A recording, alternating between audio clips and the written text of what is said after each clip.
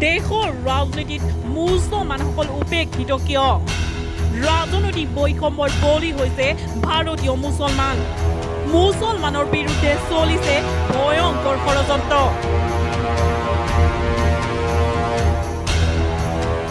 হয়, ভাৰতৰ সামাজিক আৰু ৰাজনৈতিক জীৱনত আজি পদে পদে উপেক্ষিত হ'ব লাগিছে ইছলাম ধৰ্মাৱলম্বী লোকসকল।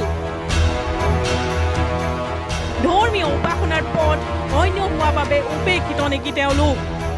ভাৰতৰ দৰে বিশাল ধৰ্ম নিৰপেক্ষ দেশ এখনত আজি মুছলমান লোকসকল ধৰ্মীয় বৈষম্যৰ বলি হ'বলগীয়া হৈছে কিয়? অন্য অৰ্থত দেশত মুছলমানৰ বিৰুদ্ধে চলিব লাগিছে ভয়ংকৰ ষড়যন্ত্ৰ। ভাৰতীয় সভ্যতাৰ ইতিহাস আৰু উত্তৰণত মুছলমান লোকসকলৰ অনবদ্য অৱদান আছে। কিন্তু তাৰ পাছতো আজি প্ৰশ্ন উঠিছে যে ভাৰতৰ প্ৰধানমন্ত্ৰী পদত কোনো মুছলমান নেতা অধিষ্ঠিত হ'ব নেকি?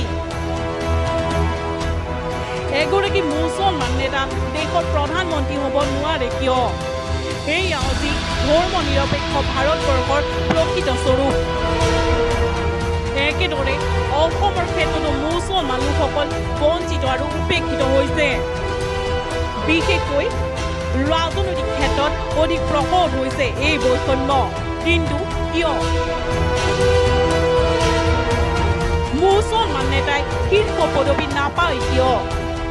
কংগ্ৰেছতো বঞ্চিত হৈছে মুছলমান নেতা। ৰকিবুল হুছেইন কংগ্ৰেছৰ সভাপতি নহ'ল কিয়?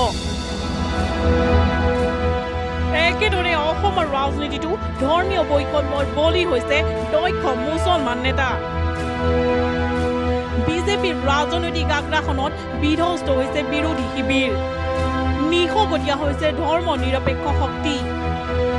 আজি বহুদা বিভক্ত হৈছে বিৰোধী নেতাসকল। প্ৰধান বিৰোধী দল কংগ্ৰেছেও বাধা দিব পৰা নাই সাম্প্ৰদায়িক শক্তিসমূহক। কিয়নো কংগ্ৰেছ দলো হয়তো আজি ধৰ্মীয় বৈষম্যৰ উদ্ধত নহয়। প্ৰদেশ কংগ্ৰেছৰ এক শীৰ্ষ সূত্ৰৰ পৰা জানিব পৰা মতে 2021 চনৰ সাধাৰণ নিৰ্বাচনৰ পূৰ্বে এগৰাকী দক্ষ নেতাক কংগ্ৰেছৰ নেতৃত্ব দিব বিচৰা হৈছিল। কিন্তু তেওঁ মুছলমান হোৱাৰ বাবে বঞ্চিত হৈছিল সভাপতি পদৰ পৰা। আজি প্ৰশ্ন উঠিছে সেইগৰাকী নেতা ৰকিবুল হুছেইন নেকি? যদি সেয়ে হয় তেন্তে ই দেশৰ সমাজ জীৱনৰ বাবে অতি বিপদজনক হৈ উঠিছে। Anamika Bora report, reflector Assam, Guwahati.